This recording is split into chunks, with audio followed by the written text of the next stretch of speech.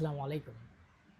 আজকে যে বিষয় নিয়ে বলবো সেটা হচ্ছে একটা বিনোদন জগতে নিয়ে এবং বাংলাদেশের যে তরুণ নায়িকা পূজা চেরি, তিনি সম্প্রতি ভাইরাল হয়েছেন নায়িকা হিসেবে বাংলাদেশ সুপারস্টার শাকিব খানের সাথে একটা ছবি করার পর থেকেই তিনি এখন নায়িকা হিসেবে পরিচিত এবং সব জায়গায় তাকে এখন চিনে জানে।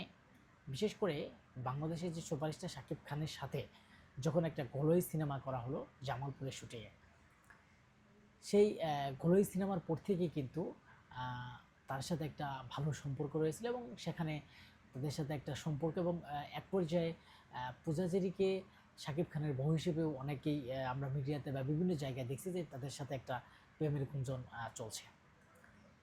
এবং সেই নায়িকা এখন আরেকটা সিনেমা করার জন্য বিভিন্ন জায়গায় এক গণমাধ্যমে সাক্ষাৎকারের সময় তিনি একটা কথা বলেছেন যে বিয়ে মানেই নাকি জীবনের একটি পার্ট শেষ। কিন্তু কেন বিয়ে মানে একটি পার্ট শেষ, বা কেনই বা বিয়ে এখনও করবে না বা বিয়ে পরে করবে, এসব বিষয় নিয়ে আজকের এই আলোচনা। দেখেন, পূজাচেরি একদম স্পষ্ট ভাষায় বলেছেন যে তার বিয়ের বয়স এখনও হয় নাই এবং তিনি আরও অনেক দেরি করে বিয়ে করবেন এবং এমনটাই তিনি বলেছেন। যে পূজাচেরি একটা নতুন সিনেমা আসছে বাংলাদেশে, আপনারা জানেন, নতুন একটা সিনেমা নিয়ে সেই কথা বলছেন। সে সময় একটা প্রসঙ্গে তিনি কথা বলেছেন যে তিনি এখনও বিয়ে নিয়ে ভাবছেন না। হয়তো ভবিষ্যতে অবশ্যই হবে, কিন্তু সেটা আপাতত এখনকার জন্য তিনি ভাবছেন না। আমি দেখি একটা জিনিস দেখি যে বাংলাদেশে যত চলচ্চিত্রের নায়ক নায়িকা আছেন, তারা তাদের বিয়েকে আড়াল করতে চায় এবং তাদের প্রেমকে আড়াল করতে চায় এবং ভালোবাসাকে আড়াল করতে চায়।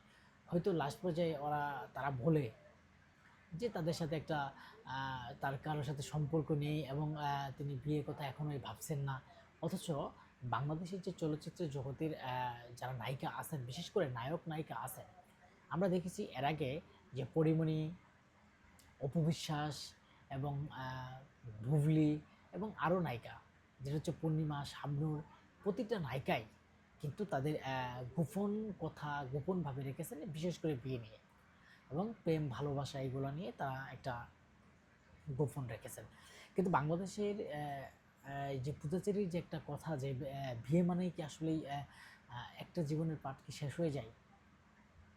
আসলেই কেরা এ ধরনের কথা কেন বললেন? তিনি এ ধরনের কথা বলার কারণ হচ্ছে, যদি আপনি বিয়ে করেন, যারা এখনও আ বিয়ে শাদী করে নাই অথচ তারা বুঝতে পারবে না। অথচ যারা বিয়ে করেছে তারা অবশ্যই জানতে বা বুঝতে পারে। বিয়ে করলে কিন্তু একটা মানুষের পরিবর্তন হয়ে যায় এবং আগে যে সময়গুলা দিতে পারে, যেভাবে ঘোরাফেরা করতে পারে, যা সময় দিতে পারে বা প্রতিটা জায়গায় কাজের জন্য যে গুরুত্ব থাকবে, কিন্তু বিয়ের পরে আসলেই কিন্তু সেই জিনিসগুলা আ গুরুত্ব থাকবে না বলে আমি মনে করি।